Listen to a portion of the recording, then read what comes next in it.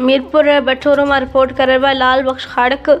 मीरपुर बटोरो लॻो ॻोठ अहमद ख़ान ज़हूर में जीअं सिंध क़ौमी पार्टी जे मरकज़ी चेयरमैन नवाज़ ख़ान ज़हूर पारां सिंध हाउस ते सिंध जी सक़ाफ़ती तक़रीब मुनक़िद कई वई, जंहिंमें सहाफ़ियुनि ऐं सियासी समाजी तंज़ीमुनि जे अॻुवाणनि शिरकत कई।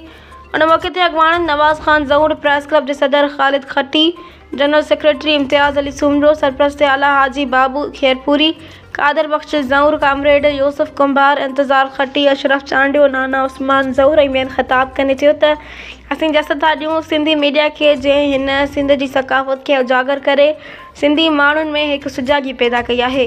सिंध जी सक़ाफ़त 5000 साल पुराणी आहे। सिंध तहज़ीब ऐं सक़ाफ़त जी माउ आहे, जंहिं सां सिंधी सुञाती वञे थी। सक़ाफ़ती तक़रीब में सिंध जो गीत ॻाए सिंध खे भेटा पिणु पेश कई वई। ॿिए पासे अॻुवाणनि चयो त मंशात हिकु नासूर आहे जेको सरेआम विकिरो थी रही आहे, जंहिंमें केतिरा ई नसल तबाह थी रहिया आहिनि, जंहिंजी फौरी तौर ते रोकथाम करे वधीक नौजवाननि जूं ज़िंदगियूं तबाह थियण खां बचायूं वञनि।